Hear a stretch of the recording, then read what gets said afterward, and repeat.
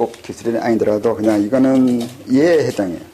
수련하다가 운행을 하잖아요. 기운행을 이렇게 돌리던가 아니면 팔다리로 옮기던가 돌아가는데 이제 공부를 조용한 곳이 아니라 조금 시끄럽거나 일상 도시에서 하다 보면 만약에 어떤 사건이 일어나잖아요. 뭐 전화가 올 수도 있고 방문자가 올 수도 있고 바깥에 소리가 날 수도 있고 갑자기 어떤 냄새, 가스냄새, 공기 황사 시작해가지고 이상한 것이 있을 때 이제 공부하다 보면 마음이 흔들려요. 흔들리면 기술하는 사람들은 이제 이게 기가 어긋나 버린다고요. 엄한 곳에 빠져나가 버리면 뭐 주화인마나 뭐나 이게 걸린다 그러는데 꼭 거기까지는 안 가는데 심하면 할 수 있지만 대개는 그렇게까지는 안 가는데 공부하다가 외부에 어떤 문제나 다른 일이 생겨가지고 문제가 생길 때 기 수련하는 사람들은 기가 흩어지거나 열이 올라요. 열이 확 올라와요. 그러면 그냥 좀 짜증이 무지하게 나죠. 열이 올라오는 이유는 화가 나서 그래요.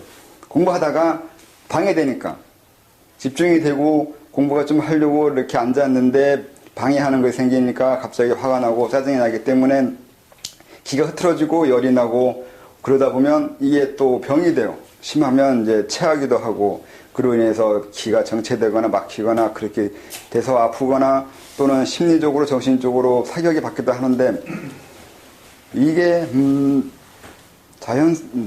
정상적인 현상이긴 하는데 그래서 이걸 예방하거나 문제점을 얘기하면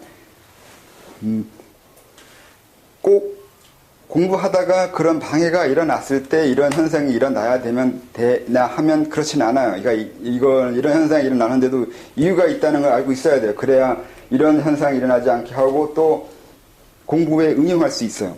그건 그렇게 알고 있어서 그래요. 공부하다가 방해받으면 안 된다고 생각하기 때문에 그 안 된다고 생각하는 것이 문제를 일으켜요. 기술을 하다가 옆에서 이제 건드리거나 방해가 있거나 다른 이유와 사건이 생겨가지고 기가 흩어지거나 그러면 안 된다고 생각하기 때문에 그렇게 안 된다고 생각하기 때문에 그런 문제가 생기면 그때 기가 엄한 짓을 한다고요. 그래서 물론 여기 제가 이제 기 운행을 시키거나 뭐 그런 걸 열심히 안 하기 때문에 이런 문제가 없을 거라 생각하는데 꼭 그렇지 않아요. 이게 살아가다가도 꼭 굳이 그런 식으로 기가 아니더라도 공부하는 거나 내가 어떤 공부가 아니더라도 책을 읽으려고 할 때 주변이 시끄러우면 책이 안 읽혀지거나 화가 난다고 생각하면 정말로 그렇게 돼요. 근데 주변이 시끄럽거나 상관없이 나는 책을 읽겠다고 하면 또 그냥 읽어요. 이게 내가 그렇게 생각하면 그렇게 된다는 거예요. 내가 그걸 안 된다고 생각하면 그때부터 안 되기 시작한다고요. 그러니까 이게 심리적인 영향이 있다고요. 그러니까 공부를 이게 저도 그랬고 이제 책 보고 하거나 이제 다른 곳에 가르치는 거나 이렇게 보면 공부를 상당히 엄하게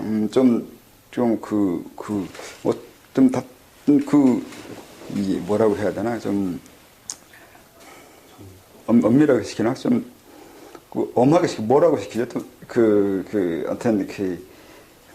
하여튼 단어가 생각 안 나요.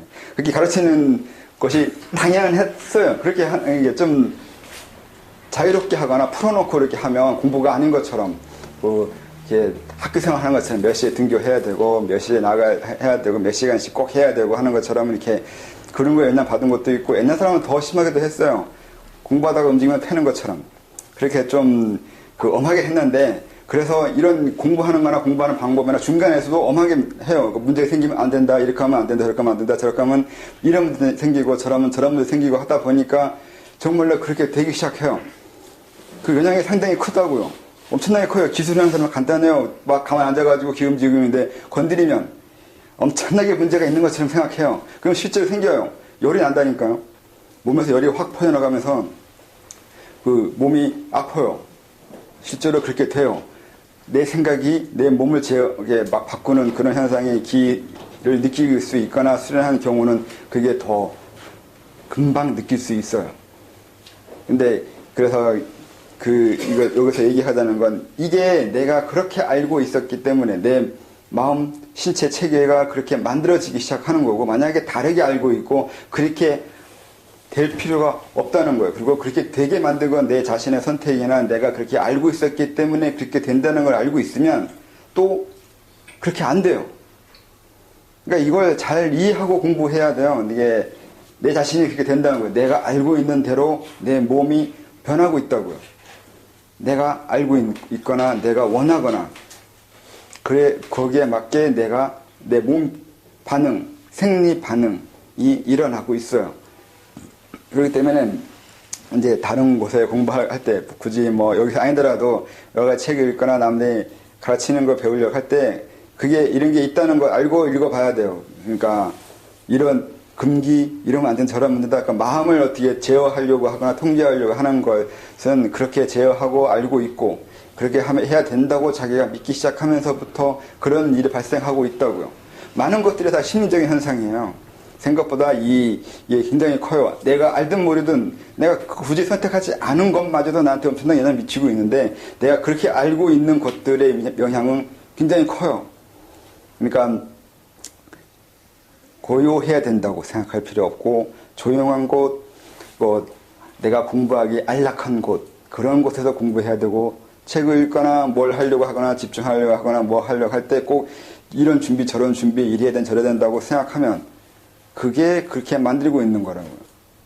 그렇게 안 해도 되고 자유롭게 별 자세도 똑같아. 자세, 시간 시작해서 좀 있어 호흡도 나오고 좀 호흡하는 것도 시작해가지고 많은 공부하는 방법 그 체계 이런 것들이 그렇게 해서 어떤 걸 의도하고 어떤 것을 하기 위해서 한 것이 맞는데 그것 아닌 다른 것들은 그로 인해서 생기는 부작용이 더 많다고요. 그렇게 배워서 그렇게 해야 한다고 생각하기 때문에 장소도 골라야 되고 시간도 골라야 되고 호흡도 늘려야 되고 이것도 해도 저것 해도 이렇게 이거저거 해야 된다 하고 아니면 아니라고 하는 것들은 다 그렇게 알고 있어서 나한테 영향을 주고 있고 신체 반응과 문제를 만들고 있다고 알고 있어야 돼요.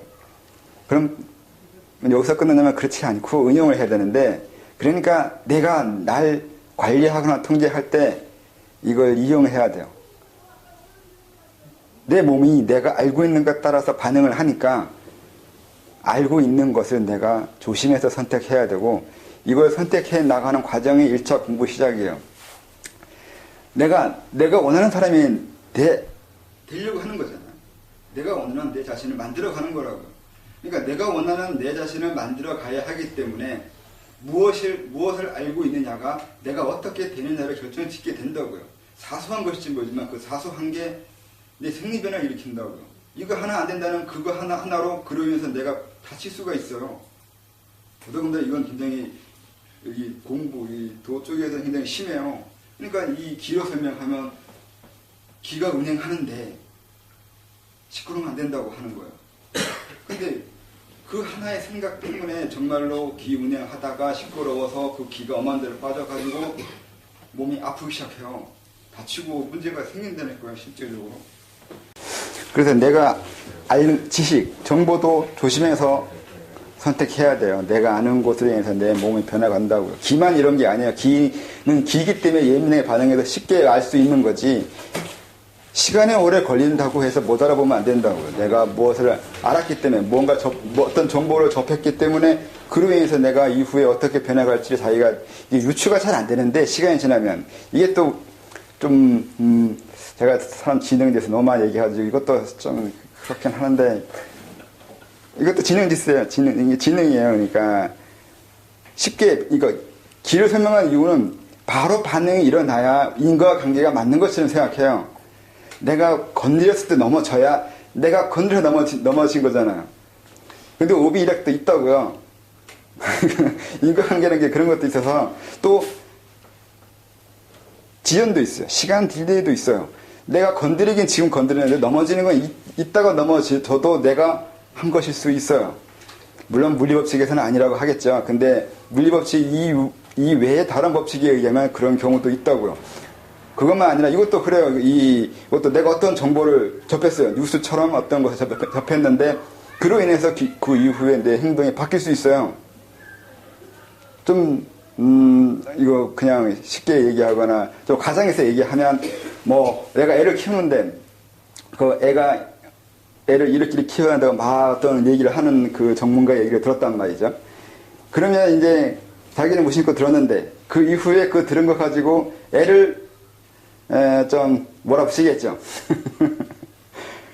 그러다가 또 시간 지나면 또 안 그래요. 그냥 그 정보를 접했을 며칠만 그 짓을 해요. 그러면 이 애 입장에서는 엄마가 아니면 부모가 이상한 사람이에요. 갑자기 이랬다가 또 저래요. 이렇게 보일 수도 있다고요. 근데 이건 자기도 몰라요. 그냥 순식간에 지나가는 뉴스 하나를 봤을 뿐인데 괜히 그로 인해서 얼마 동안은 영향을 받아가지고 그렇게 할 수 있고 이건 그냥 막 대놓고 하는 거잖아요. 근데 자기도 어떤 정보를 보고 잊어먹었다고 생각했는데 그 이후에 자기가 뭔가를 했어요. 근데 자기가 이걸 왜 했는지 몰라요. 암시받는다고요. 우리 뉴스나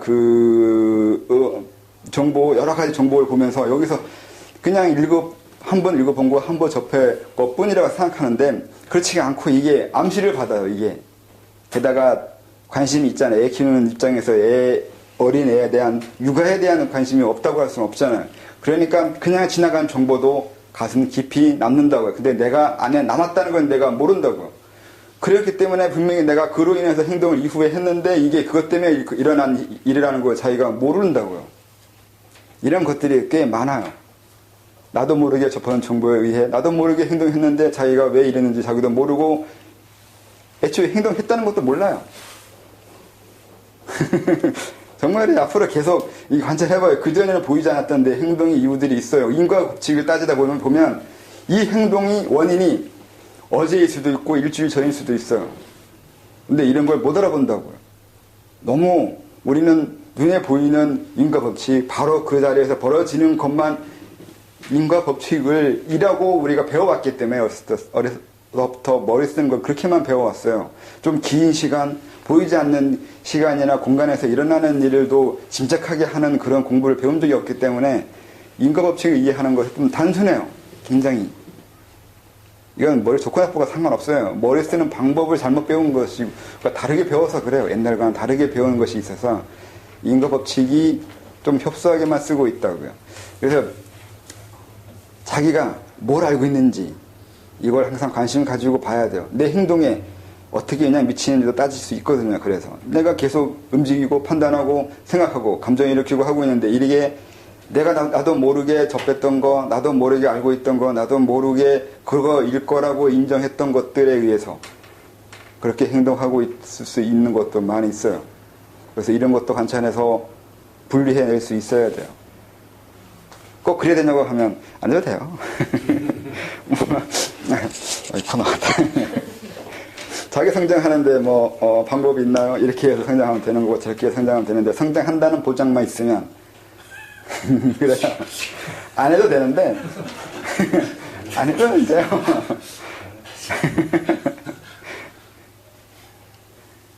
그래서 공부를 처음 이걸 모르고 하면 저도 당했기 때문에 그래요. 저는 기술을 했잖아요. 그래서 길을 예를 들었잖아요. 저도 기술을 하는데 열심히 돌리고 있는데 어떤 생각이 있어가지고 그 온몸에 열이 확 퍼나가요. 진짜 주화인만 될 것 같아요. 저는 그렇게까지 열이 나진 않았는데 그렇게 탈 정도까지. 근데 식은땀 나고 심장이 벌렁거려가지고 한참에 걸린 정도. 그 정도까지는 갔는데 그렇게 돼요. 근데 이게 당연히 그래야 되는 거냐면 아니라니까요. 그렇게 알고 있지 않았으면 이런 일은 안 벌어졌다니까요. 이게 누군가의 지시에 의해서 누군가의 글 한 줄에 의해서 내가 이렇게 좌우된다고요. 그럼 이것만 이러겠냐고요. 우리가 알고 있는 모든 지식, 모든 그 정보가 다 이런 힘이 있다고요. 우리가 무심코 알고 있는 많은 정보와 지식에서 우리는 내 자신을 그건 아까 한 말과 똑같은 건데. 그러니까 뭘 알고 있냐면 사람을 알면 관리하려고 들어간다니까요. 아니면 아는 척을 하려고 들고. 그건 그렇게 해서 남한테서 의시되고 싶어 하거나 남도 자기가 알고 있는 대로 가르고 관리하려고 하고 통제하려고 하는 그건 다 그들 그런. 네. 그러면 여기서 궁금한 게 이게 나한테 도움이 되는 거냐 안 되는 거냐 판단할 수 있는 잣대는 스스로가 키워야 될 텐데. 네. 그거는 어떻게 그래서 과학적인 지식이 필요해요. 우리는 과학을 배울 필요는 없는데 과학이 하는 그 지식을 알아내는 그 공부는 배워야 돼요. 그러니까 귀납법, 연약법 해가지고 이런 귀류법이라든가 그런 것을 공부하는 이유가 그게 그거잖아요. 이게 이 지식을 맞는 건 틀리는 건지 이걸 지식을 쓸 수 있는 건지 없는 건지 알려고 하는 일종의 실험법이잖아요. 실험이에요. 우리는 내 자신을 실험하든 세상을 실험하든 실험해가면서 그렇게 살아가야 돼요. 이게 좀 맞을지 안 맞을지 내가 경험해보고 기납적으로 결과를 내든 아니면 연역적으로 내가 이거 이런 것 같은데 연역적으로 전제해 놓고 맞춰 가보면 맞으면 이게 맞는 거고 좀 틀리면 수정을 해가야 되고 이런 과정이 있잖아요. 버릴 수도 있는 거죠. 예? 수정 보지 않아 버려도 되는 거죠. 그건 본인 선택이라니까요. 그러니까 그런 식으로 계속 생각하면서 어떤 지식이라든가 어떤 거에 대해서 이걸 계속 우리는 전공 계속 이것도 과학적인 자세로 논리적이고 합리적인 자세로 살아가야 돼요. 그냥 무조건 남이 이렇다 하니까 받아들이는 그런 건 안 되잖아요. 남이 이렇다 하니까 그냥 받아들이는 게 아니라 이렇다 하니까 그것을 전제하에 그걸 연역적으로 정해놓고 정말 그런지 내가 경험해 보면서 받아들여 봐야 돼요. 받아들이는 게 아니라 경험해 봐야 돼요. 진짜 그런지 내가 해봐야 될 거 아니에요. 해보지도 않고 또 내가 어떤 걸 알아내는 것도 없는데 남이 그렇다고 하니까 무조건 받아들이면 너무 쉬운 이데올로기잖아요. 아까 말한 대로 타인에 의해서 사회에 의해서 내가 그냥 받는 건 맞는데 왜 그러냐면 이렇게 받아들이고 받아들이지 않고의 선택하는 방법을 우리가 못 배웠다고요. 이런 거 안 가르쳐줬잖아요. 무엇을 받아들이라고 또는 무엇을 받아들이지 말라고 어떻게 받아들이려고 하잖아요. 어떻게 받아들이려고 드려야 되는지 이런 받아들이고 받아들이지 말고 하는 이 내외 교류 소통법인데 이런 걸 배우지 않아가지고 우리가 잘 못한다고요. 그러니까 너무 쉬운 이데올로기 세상이에요. 이것도 누군가 일부러 그랬을까? 길들이기 쉽잖아요. 길들이기 쉽게 만든 거 아닌가? 근데 여기까지 생각했으면 이런 걸 알아야 되는데 이데올로기의 영향에 대해서 알아낸 건 얼마 안 됐는데? 그러니까 누군가 의도적으로 한 건 아닌 것 같은데 그런 대가리가 있을 리는 없는 것 같기도 한데 아무튼 지금은 그래요. 네? 과도기요? 재밌는 게 아까 구조주의 포스트 모더니즘 이게 얘기했잖아요. 이게 갈림이 그 부분이 있잖아요. 구조가 변하냐 변하지 않냐 변하는 거 인정할 거냐 변하지 않는 거 인정할 거냐 따라서 장르가 다르잖아요. 벌써 그게 뭐 그렇게 대단한 거라고 그거 인정하고 인정 안 하고가 그렇게 학파가 달라질 정도로 얘기를 하냐고요. 그건 그만큼 그 별거 아닌 지식이 별것이 아니란 얘기잖아요. 그러니까 그래서 이게 누군가가 의도적으로 이 세상을 이렇게 만든 건 아니에요. 그런 머리는 없다니까요. 이데올로기를 알아내는 것도 대단히 어려운데 이데올로기가 변한다는 건 더 어려워요. 이걸 알아내기가. 칸트나 헤겔이나 얘네들은 이걸 몰랐잖아요. 그 대단하던 천재들도 이런 거 몰랐어요. 이걸 알만한 지적 축적이 없었단 말이에요. 내가 어떤 지식을 알아내기 위해서는 그 지식을 알아내기 위한 있어야 될 사전 지식들이 있어요. 근데 이거 없으면 그걸 바탕으로 해서 그 다음 걸 생각할 그게 없는 거예요. 어쨌든 아무리 천재적이라도 시대의 그 지적 한계는 넘어갈 수가 없는 건 그래서 그래요. 질문하고 조심하면 어떡합니까? 질문하는 분이 좋아요.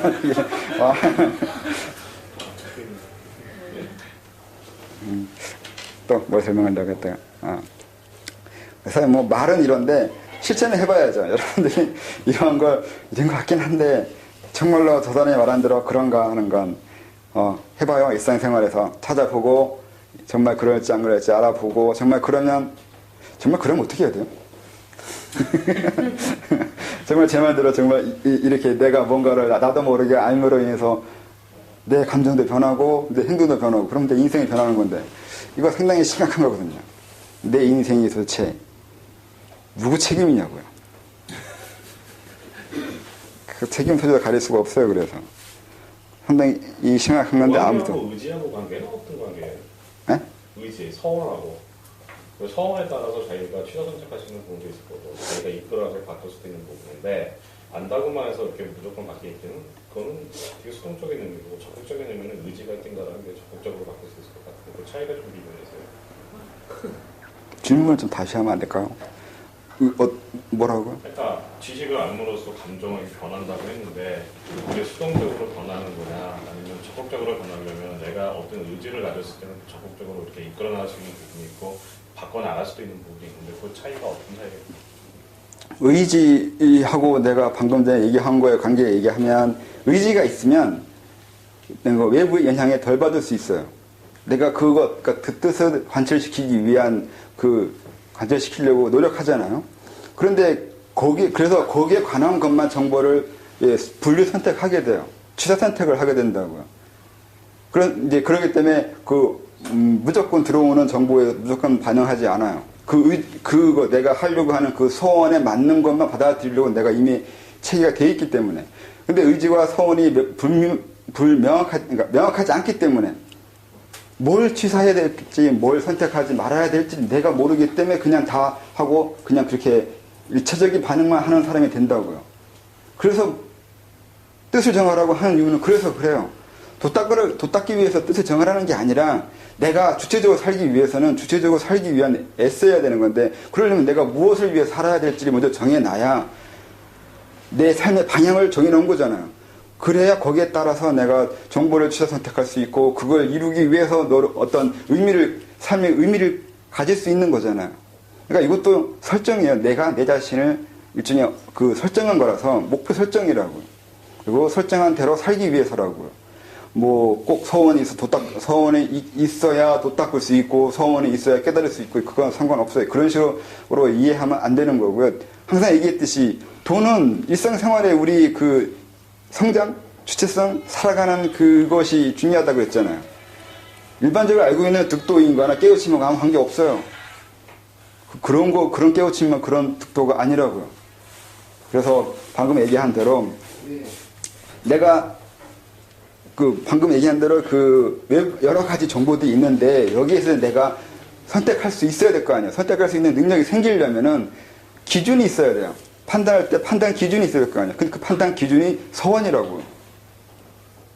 근데 이것도 중요한 게 서원을 세우는 게 중요한 게 아니라 서원을 왜 세우라고 했는지 아는 게 더 중요해요. 서원이 절대적인 것도 아니고 이것도 방편이기 때문에 내가 의미 있다고 생각하는 그것을 목적으로 정하는 거잖아요. 남의 서원이 아니라.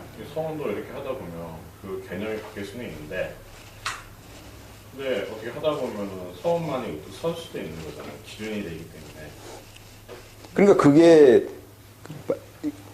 남이 세운 서원이 아니라 내가 진짜 하고 싶은 거라고 했잖아요. 그래서 목표를 정할 때 내가 하고 싶은 그것을 정해야 된다고 했잖아요. 내가 마음에 드는 거, 내가 성취감을 느낄 수 있는 그거요. 근데 그게 사람마다 다를 거 아니에요. 그러니까 거창한 서원 같은 거 세우는 게 아니라 거창한 거 아니잖아요. 내가 거창한 대부분 사람은 거창한 관심 없어요. 관심 있는 척만 하는 거지. 그것도 이데올로기예요. 그게 거창한 거 아니면 안 된다고 만들었다고요. 우리한테.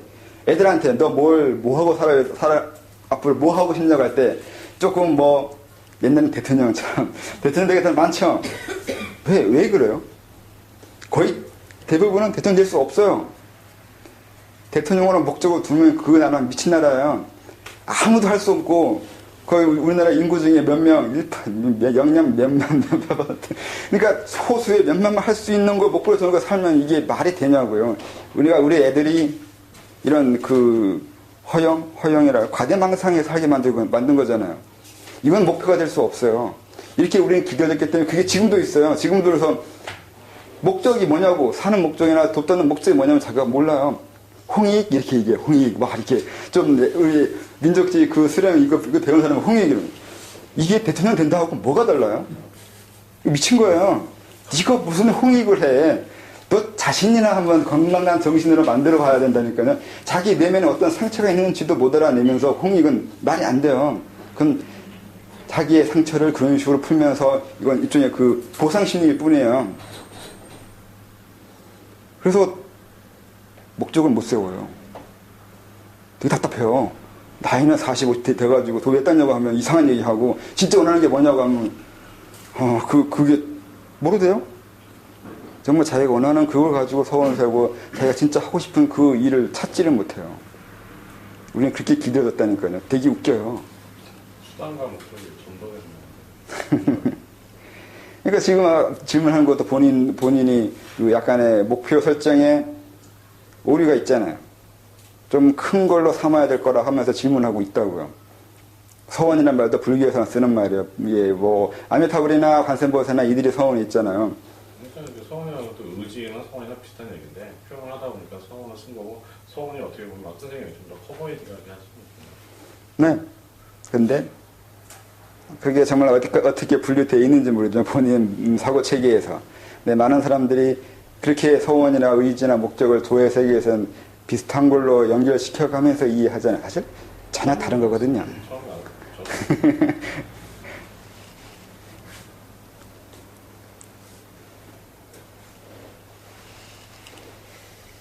그리고 아까 좀 궁금했던 게 유튜브에서 강의하실 때 좋은 산에 가면 마음이 가라앉고 이렇게 된다. 그럼 어떻게 보면 그 영향을 받는다는 얘기는 예속된다는 얘기잖아요. 나오면 또 다시 이제 뭐 나쁘게 되면 바로 나쁘게 유지가 안 되니까 안에 있을 때나 나왔을 때나 똑같아야 되는데 좋은 곳에 있으면 내가 좋은 영향을 받는다라고 생각하는 자체가 예술이라.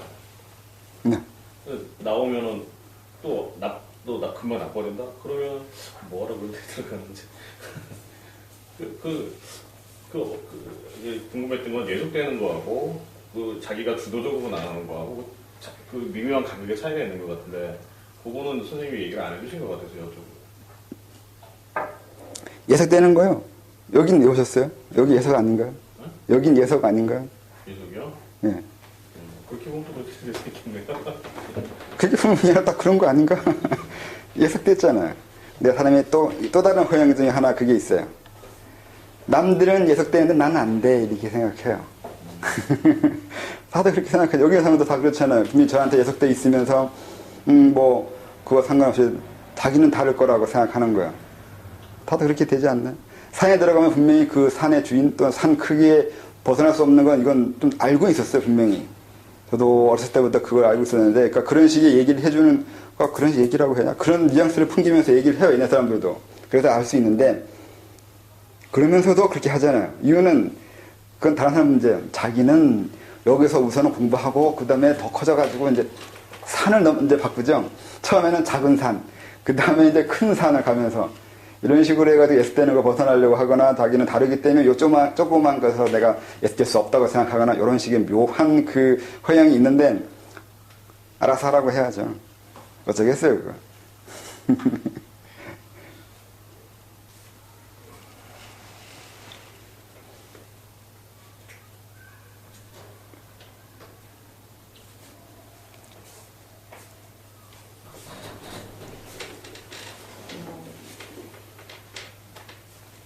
또 궁금하신 거 있으신가요?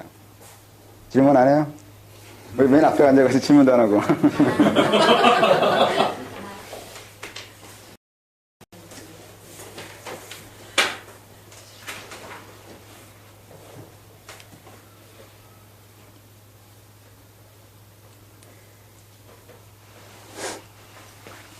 그러면 진도를 나가 보겠습니다.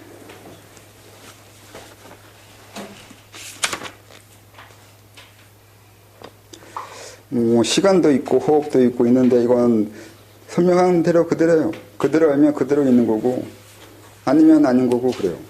호흡이 중요한 게 아니라 호흡을 아까 말한 대로 그로 인해서 내 심리 통제 그리고 정신적, 신체적 원하는 그런 상태가 되게 하기 위한 거고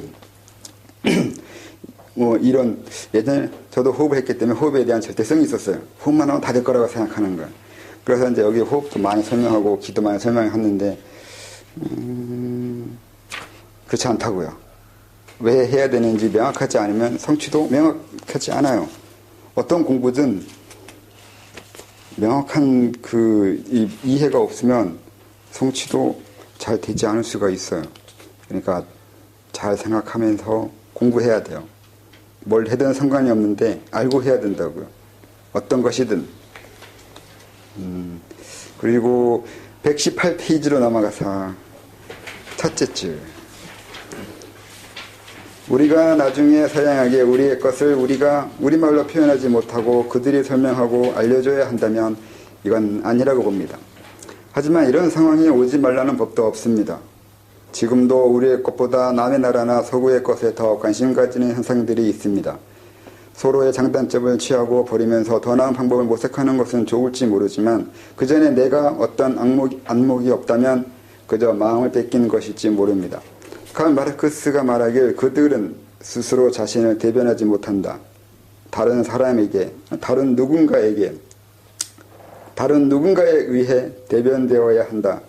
라고 한 것이 우리에게도 일어난다면 많이 거시기합니다. 이런 상황에 되어서는 안 됩니다. 물론 이 세상 모든 사물이 그렇지만 특히 자천에서 존재론적 질문은 답하기 힘듭니다.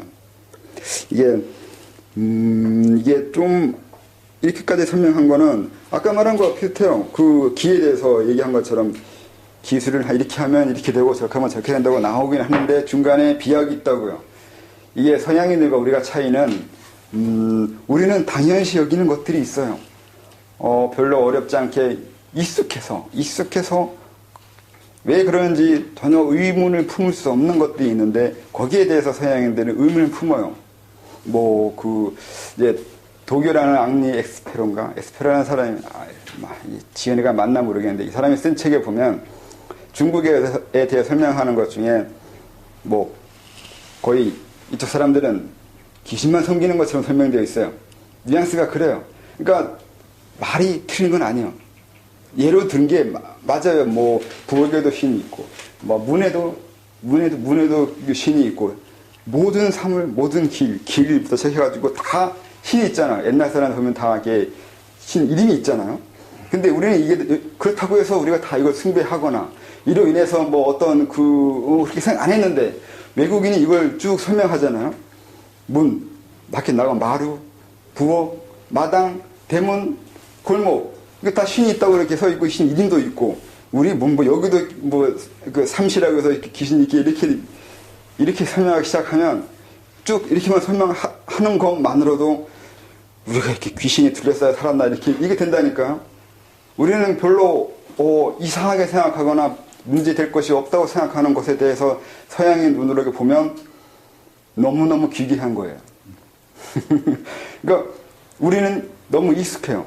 그래서 꼭 문제라고 하기 전에 그것이 보이지 않는다고. 차라리 우리한테는 그 신들이 보이지가 않아요. 근데 서양인들한테는 보인다고요. 그게 눈에 보이는 게 아니라 그들한테 그게 머리에 어떤 영감이라든가 계기가 발생이 돼요. 생각하게 만드는 그 무언가가 된다고요. 우리는 너무 익숙해가지고 무덤덤해요. 우리한테는 보이지 않는데 외국인한테는 보인다고요. 이런 게 너무너무 많아요. 이 수련은 아니라요. 수련도 똑같아요. 외국인이 질문해요. 왜 그러냐고요. 단전에서 동맥으로 넘어간다고 할 때 아니면 동맥에서 일면 넘어가는 거 아니에요. 왜 그러냐고 질문할 수가 있어요. 중간에 갑자기. 우리는 당연한 건데 그들은 당연하지 않게 되는 것들이요. 도의 세계는 더 심각해요. 많은 것들은 질문하지 말라고 그랬거든요. 옛날 사람들이. 그냥 시키는 대로 따라 했고 시키는 대로 하면 됐다고요. 근데 그 짓을 이 21세기 요즘도 우리 하고 있죠. 아까 얘기했잖아요. 이거 하지 말라고 한다면서요. 그러면 안 하잖아요. 서양 얘기하면 왜 하지 말라고 했는지 설명을 해줘야 돼요.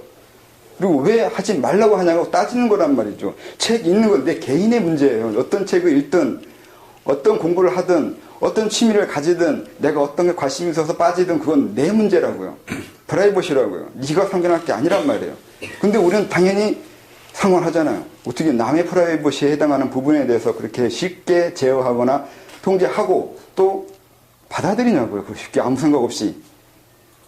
이런 것들이 너무 많아요. 그래서 어떻게 보면 별거 아닌 건데 그들이 우리가 알고 있는 이 도의 세계에 대해서 엄청난 방대한 문화과 체계를 그들은 만들 수 있어요. 그들 눈에는 다 이상하거든요. 그러니까 다 생각할 거리들이에요. 우리는 생각할 거리가 아니에요.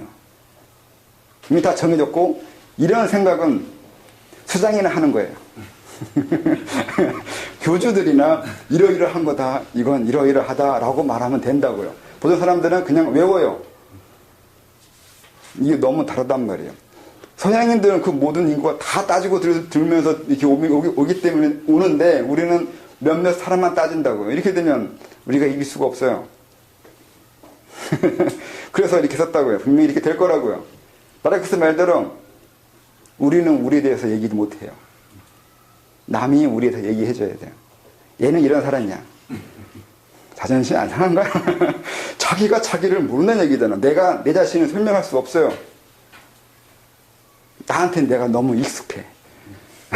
전혀 문제될 게 없어요. 내가 이렇게 행동하고 내가 이런 감정을 가지고 내가 이렇게 생각하고 하는 거에 대해서 평생을 해왔기 때문에 왜 문제가 되는지 내가 몰라요. 근데 남은 알아요. 너 이렇게 행동한다고. 너 이렇게 행동하는 거 난 불편하다고.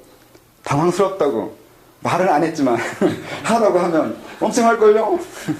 이런 거 똑같아요. 우리는 그러니까 내가 너무 익숙한 내 자신에 대해서 설명하지 못하는데 외부인이 그걸 한다고요. 미친다고 이게 마르크스 말이 맞아요. 이게 똑똑한 놈이거든요. 엄청 똑똑해요. 그래서 이렇게 썼다고. 그러니까 해야 돼요. 아까 말한 대로 당연히 내가 뭘 당연히 여기는지 찾아내야 돼요.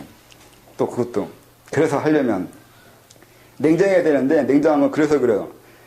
내가 뭘 당연하게 여기는지. 감정으로 넘어가거든요. 그러니까 쉽게 저 사람은 친하기 때문에 뭘 해도 이유가 그러니까 그렇게 해도 뭐 그러면 그러겠지 그러겠지 넘어가요.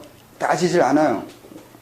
사람의 인간성에 대해서 한번 안 이후부터는 그런 것처럼 어떤 행동에 대해서 따지지 않는다고 이미 익숙해 버리면 그래서 내가 뭘 익숙하게 생각하고 있는지 내가 뭘 당연하게 여기고 있는지 또 저 사람 나 어떤 사물 이치 이런 거에 대해서 모든 거에 대해서 당연히 여기고 있는 것이 뭔지 찾아내야 돼요. 결코 당연한 거 없거든요. 다 비약이에요. 모든 논리는 다 비약이에요. 수학도 비약이기 때문에 비약이에요. 다. 그 비약의 중간에서 자기 논리를 집어넣을 수 있으면 이게 천재라고. 이게 천재가 되고 똑똑한 사람이 된다고요. 자기 비약 논리를 만들 수 있는 사람이에요. 내가 이걸 여기서 이렇게 생각한다고 할 때 이 중간에 이걸 자기가 메꾸는 사람이에요. 맞든 틀리든 상관없어요. 이걸 하려고 한다는 자체가 이미 이 사람은 다른 생각하고 있는 거잖아요. 아무도 이걸 하려고 안 하잖아요. 당연히 여기고 있잖아요. 당연히. 근데 외국인이 그걸 하면 저 사람 천재인가 보다. 그건 아니에요. 외국인의 머리가 좋아서 그걸 할 수 있는 게 아니라 우리한테는 당연한 게 그들한테는 당연하지 않아서 그래요. 그러니까 내가 어떤 부분을 당연시 여기고 어떤 것을 그렇게 하고 있는지 찾아내면서 그게 당연하지 않다는 걸 받아들여야 되고 왜 내가 이걸 당연하게 여기고 있는지 알아내야 내 자신의 심층 분석이 돼요. 내 욕구 그리고 내 그 성향을 알아낼 때 이렇게 해야 된다고요. 내가 당연하게 여기고 있는 것을 알아야 왜 당연하게 여기고 있는 그 이유가 내 성격이 되고 또 당연하게 여기지 않는 부분도 있거든요. 당연하게 여기지 않는 부분도 알아내야 그거 당연하게 여기지 않는 성격에 해당하는 이유가 있다고요. 그 이유가 또 뭔지 알아야 또 그게 내 성격이 된다고요. 복잡한가? 복잡하지는 않은데 안 해서 복잡하기가 어려워요. 안 하니까 하다 보면 익숙한데 이것도 쉽다고 해야 되나? 쉬운 건 아닐지도 모르겠네.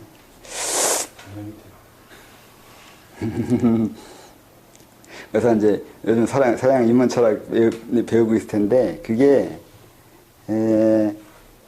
웃기잖아요. 그들도 뭐 데크라트 시작해가지고 당연하게 여기는 것을 의심하기 시작하잖아요. 회의는 그거잖아요. 우선 당연한 거에 대해서 회의해보는 거잖아요. 누구나 다 별로 그 의문을 품지 않았는데 의문을 품기 시작하잖아요. 그게 대단한 거예요. 우리도 자체에 대해서 의문을 품어야 되나? 그러라고 지금 얘기하고 있는 거거든요. 그러라고. 의문 품고 좀 얘기하라고요. 의문 좀 당연하게 얘기하지 말고요. 상식이 없어요. 이 세상에 상식이 존재하지 않아요. 상식이라는 게 뭐예요? 다른 사람이 알아낸 것들이잖아요. 나하고는 아무 상관없는 것들이에요. 상식은 존재하지 않아요. 내가 그 상식이라고 인정할 때 그때 상식이어야지.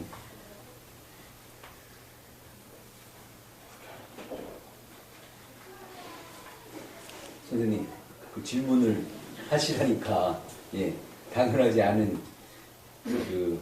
당연하지 않게 여겨지는 게 있어요. 일부 전 시간 때 말씀하신 건데, 선사시대는 제가 모르겠고요. 역사시대에, 과연 그 도를, 권력으로 활용했던 사람들이 아까 맹자나 뭐 이렇게 공자 이렇게 얘기했는데 그들이 진짜 권력을 가지고 그들의 의지를 가지고 뭐 세상을 자기 의지대로 경영을 했었던 건가요? 그 시대는 그게 어긋나서 시간이 조금 흐른 때예요. 네. 그렇지 않았으면 좀 더 권력, 공자도 그렇고 명제도 그렇고 권력을 조금 더 가졌겠죠. 근데 여태까지 지금 이제 역사 시대로만 보면 역사에 여태까지 흘러온 역사는 사실 어떤 누구의 의지라기보단 사실은 계속적으로 커져가는 탐욕이 그 주가 돼서 글러온 거 아닐까 이런 생각이. 네, 탐욕으로 네. 오기도 하고 탐욕을 부추겼죠. 네. 아 근데 그 탐욕을 그러니까 모든 재앙의 원인인 탐욕을 부추기는 우리가 잘 알 수 없는 그런 외부의 어떤 힘이 있을 수 있다라는 뉘앙스를 말씀하신 것 같으셔서. 외부라기보다 우리죠. 아까 말한 대로 구조 볼 수 있는 사람들이 하는 건데 네. 사람이 있으니까 어쨌든 목적은 사람을 성장시키는 것이 목표라고 생각을 한다면 그게 어떻게 해야 더 많은 사람들을 어느 정도 평균 이상에 해당하는 사람으로 이끌지 생각한다면 이것도 교육이라고 생각하거든요. 그러니까 교육이라는 그 개념으로서 이제 설명을 하게 되거든요. 교육이라면 이게 역사 교육이에요. 전체적으로.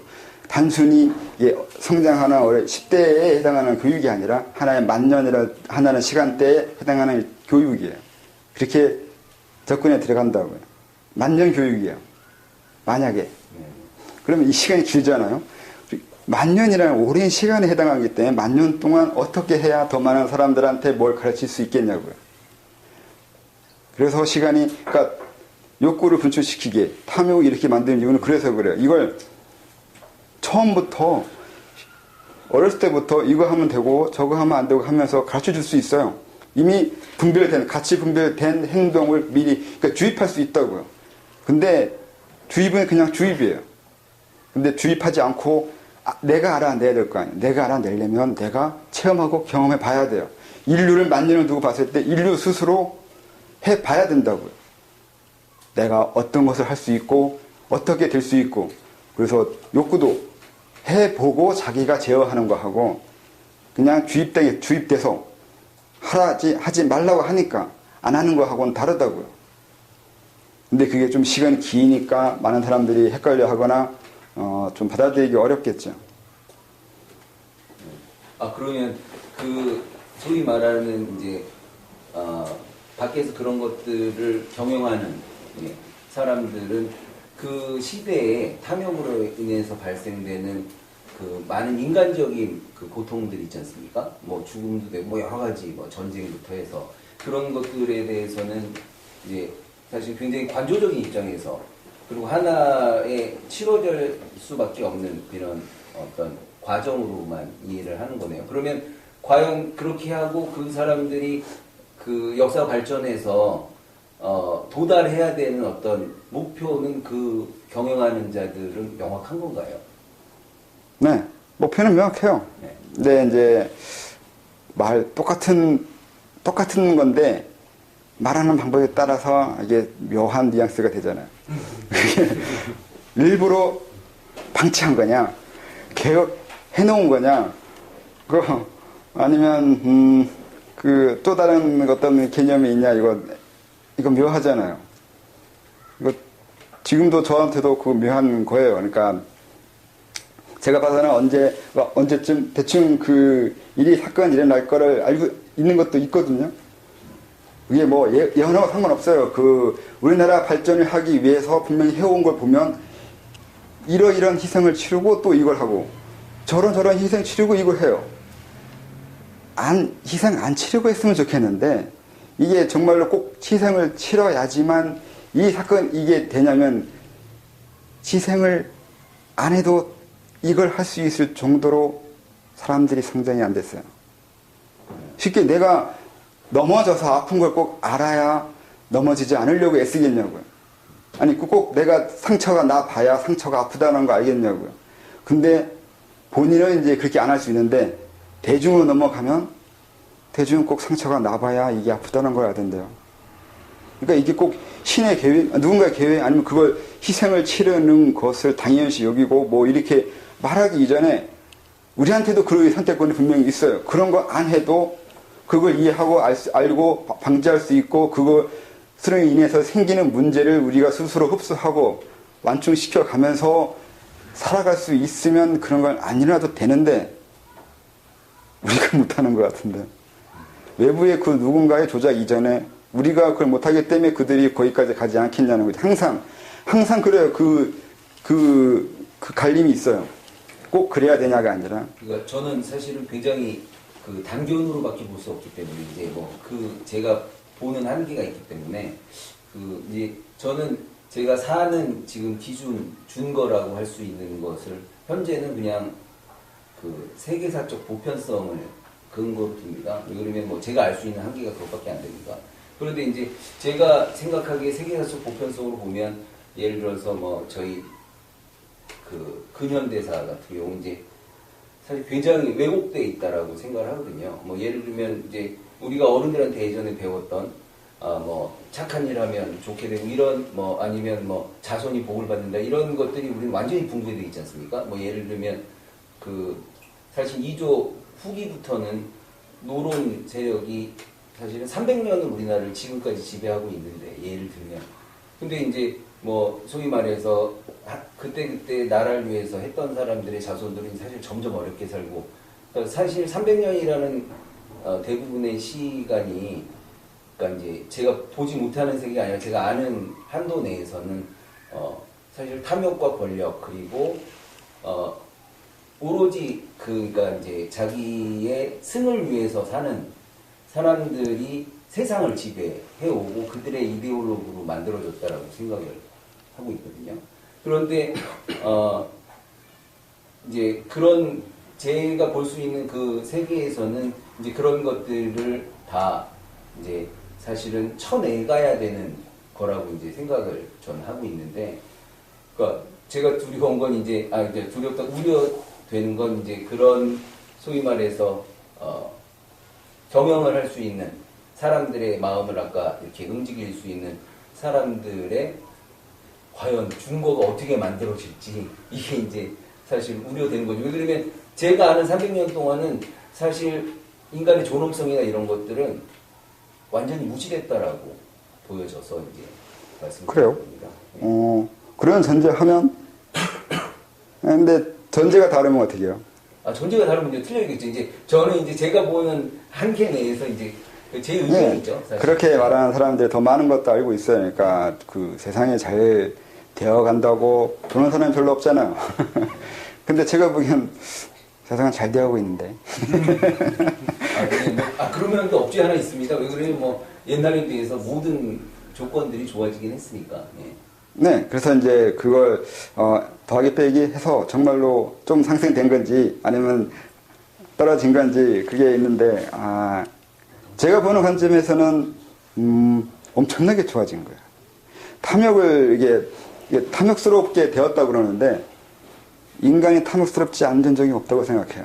어떤 역사든 간에 탐욕스러웠고 또 할 수 있는 만큼 탐욕스러웠어요. 탐욕스러움에 한계가 없었잖아요.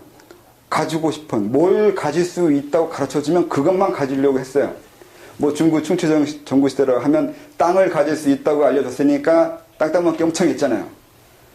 그러니까 어떤 시대에 무엇을 가질 수 있느냐고 알려줬냐고요. 그러면 그거 알겠다고 그거 가지겠다고 그렇게 했었잖아요. 요즘은 돈이든 뭐 어떤 재물이든 간에 이걸 가질 수 있다고 알려져 있으니까 이걸 가지겠다고 쉽게 살기로 하고 있잖아요. 어느 시대고 방향을 바꿨지 욕구는 똑같단 말이에요. 그래서 그 욕구가 그러니까 방향을 바뀔 수 있어요, 시대마다. 근데 욕구가 바뀌지는 않는단 말이에요. 그래서 욕구 바꾸기 하는 것만 해도 된다고요. 그렇게 많은 거 할 필요가 없어요. 사람들한테 많은 기대를 하지도 않고요. 전 세계 모든 사람을 다 구원할 생각도 없고요. 구원이라는 개념도 다시 생각해봐야 된다고. 그것도 너무 당연시 여기고 있어요. 구원이라는 게 어떻게 되는 걸 구원이라고 하냐고요. 많은 사람을 기독교식으로 휴거해서 천국에 올려놓으면 구원이라고 생각하는데 그것도 우리가 생각하는 서양인들의 이상한 당연한 거예요. 왜 그게 안 되냐면 그러면 거기도 여기와 뭐가 다르든 여기 있는 사람이 다 천국에 있으면 그냥 장소만 바뀐 거예요. 그 인간이 그 인간 있잖아요. 내가 처음 가면 뭐 할 것 같아요? 또 하고 싶으면 이걸 또 하고 싶어 할 거 아니에요. 또 욕망 충족을 위해서 또 움직일 거라고. 모든 사람이 다 자기 욕망을 위해서 움직이면 결국 그 세계도 우리가 여기서 하던 대로 또 할 거란 말이에요. 그러니까 똑같아요.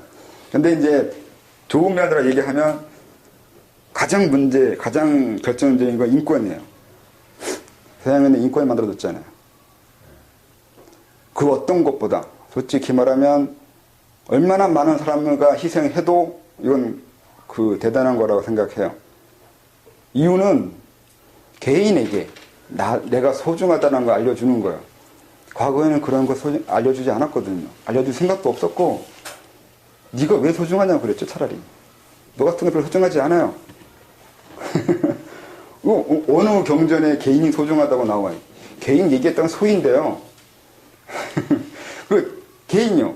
나 자체가 중요하다고. 근데 말을 안 한 건 아닌데 알아듣지 못했어요. 수신제가 취급평천하라고요. 개인이 중요하다는 뜻인데 이걸 아무도 그렇게 듣지는 않아요. 아는 사람은 분명히 알지만 노골적으로 갖춰주는 걸 굉장히 싫어했어요. 그 부작용을 싫어했거든요. 그래서 그 인권은 노골적으로 가르쳐준 거예요. 나 중요하다고요. 나 중요하면 생기는 문제는 지금처럼 돼요. 옛날 사람이 우리하면 이런 거였긴 해요. 자기가 중요하니까 자기 욕구, 자기 하고 싶은 것을 추구하려고 할 거 아니에요. 뻔뻔하게. 옛날 사람은 뻔뻔하다고요. 요즘 사람들. 근데 그 뻔뻔한 것을 희생해도 가르쳐줄 가치는 있다고 한 거 아니에요. 개인의 소중함이라는 게. 이 세상이 아무리 어렵고 아무리 이상하고 아무리 그 괴이한 세상으로 변해간다 하더라도 그거 하나 갖춰줬을 때, 이 무게를 줬을 때 그렇게 질 수 있는 것이 아니라고요. 이게 수도라고 생각해요. 그러면 자천이는 지금 현실에 어떤 심각한 문제가 있을 때 사실 대부분은 관찰자 입장에서 보게 되는 겁니까? 아니. 내가 속한 사회가 그렇지만 아까 말한 대로 관찰자처럼 보이는 게 시간 딜레이가 있어서 그래요. 또 인과법칙에 대해서 잘 다르게 알고 있어서 그래요. 그러니까 많은 인과법칙은 시간도 가까워야 돼요. 때렸다 퍼져야 된다고요. 근데 많은 우리가 그러니까 좀 그들의 인과법칙은 상당히 시간이 길어요. 지금 그들은 계획하고 움직이고 있는데 그들이 본 시계는 상당히 먼 시대예요. 그리고 지금의 이 시대를 상당히 먼 전에서 계획했다고요. 그래서 지금의 이것만 가지고 평가할 수가 없어요. 그들은 지금 이 모습에 관심이 있는 게 아니거든요. 앞으로 내일 다음에 벌어질 그것에 관심이 있거든요. 보는 지향점이 서로 달라요. 그래서 같이 얘기하려면 같은 것을 볼 수 있는 사람이어야 돼요. 내가 그 정도 볼 수 있는 사람이어야 그걸 볼 수 있는 사람들끼리 모여서 얘기할 거란 말이죠. 그래서 그게 있는 거란 말이죠. 그러니까 목적이 그거예요. 한 사람의 그 자유 아니면 주체성이 중요하다고 했잖아요. 아까 말한 윤회를 벗어난 거 똑같아요. 그 사람, 개인이 중요하잖아요. 그 사람의 개인의 성취가 중요시 여기는 거잖아요. 그래서 그 초점? 시대의 초점을 맞춰주는 거예요. 옛날의 시대의 초점은 개인이 아닌 것처럼 보이잖아요. 다른 거에서 위해서 전체주의처럼 보인단 말이죠. 나라나 왕이나 그 더 큰 이념을 위해서 우리가 희생해야 되는 것처럼 이렇게 알았던 것 같은데 지금은 그런 얘기 할 수가 없잖아요. 그러니까 일종의 방향 자체를 100% 바꾼 거예요. 이제 그렇게 힘들다고요. 아무것도 아닌 것처럼 보이는데 아무것도 아닌 게 아니에요. 이게 그렇게 힘들어요. 생각 바꾸는 거예요. 이데올을 바꾸는 거. 이데올로기가 구조라는 게 만들어지는 것도 힘들지만 바뀌어질 수 있다고는 했지만 너무 힘들어요. 바꾸는 게. 아까 그러니까 구조를 고정적으로 보는 거하고 구조가 바뀔 수 있다는 이 별거 아닌 이 관점으로 인해서 시대가 바뀌잖아요. 철학자의 그 학파가 달라지는 정도인 거란 얘기는 아무것도 아닌 그 관점 전환이라는 게 세상이 변해요. 근데 그 와중에서 많은 희생, 그거 가지고 이제 세상이 뭐 망해졌다, 이상하다, 그것만 보면 그래요. 그 내면에서 뭘 바꾸려고, 어느 부분에 변해가려고, 무엇 때문에 이렇게 변했는지가 달라지기 때문에 이걸 볼지 모르면, 그렇죠. 지각 변동이 일어났는데, 지축이, 아니면 이쪽에 지축이 뒤집어졌는데, 뒤집어짐으로 인해서 문제 생긴 것만 따지면 엄청나게 문제가 있는 건데, 그로 인해서 사람이 달라졌다는 걸 볼지 모르면, 뭐, 또 다른 것이. 그러니까 무엇을 가치, 그러니까 또 가치 기준이잖아요. 어느 부분을 더 가치 있게 볼 거냐는 거예요. 내가 가치 있게 보고 있는 게 뭐냐는 거죠, 또. 그러니까 서로, 사실은 이게 대화가 어긋나요. 그대로, 만약에 신이 있다면 신하고 우리하고 대화가 어긋나는 이유는 서로 가치관이 달라요.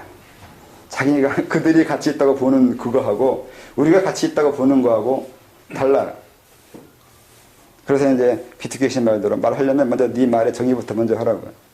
그래야 같은 곳을 볼 수 있는지 없는지 알아야 얘기하거나 말거나 먼저 한다고요. 근데 똑똑하죠? 맞아요, 그게. 그러니까 먼저 내가 가치 있게 보고 있는 거, 그리고 내가 기준 삼고 있는 거, 그로 인해서 내가 이건 이러할 거다, 저건 저러할 거다 생각할 테니까, 가장 중요한 건 내 가치 기준과 의도라고요. 그건 남도 그래요. 다른 사람의 가치 기준과 의도를 봐야 그 사람이 뭘 하려고 하는지를 알 수 있겠죠. 질문하고 달라고 하는데 또 그렇다고요. 네. 질문에 답변이 충분히 됐습니다.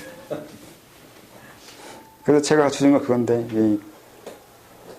그 층이 자기를 바꿀 수 있어야 되잖아요. 꼭 가치관을 가지지 말란 얘기는 아닌데, 내가 다른 사람의 가치관을 볼 수 있으려면 내가 내 가치를 바꿀 수 있어야 돼요. 남을 보려면 내 거부터 봐야 되잖아요. 내 걸 본다는 건 보면 관리할 수 있다니까요.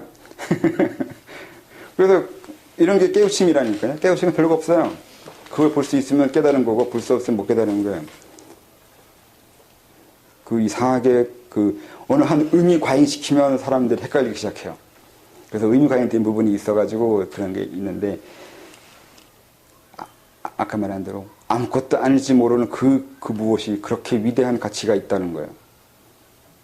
그래서 우리가 앞으로 인권을 넘어간 또 다른 그렇게 엄청난 의미가 있는 뭔가의 가치를 만들어내지 못하면 의미가 없어요. 이 문명은 나아갔다고 말할 수가 없어요. 그래서 그걸 만들지 못하면 중국이든 우리나라든 이거 뭐 미래를 지배하는, 지배 아니에요. 그건 지배가 될 수 없어요. 지배하려면 먼저 그것부터 지배해야 돼요. 더 나은 가치를 우리한테 갖춰줘야 돼요. 그러지 않고는 그냥 힘이 무서워서 굴복하고 있는 거예요.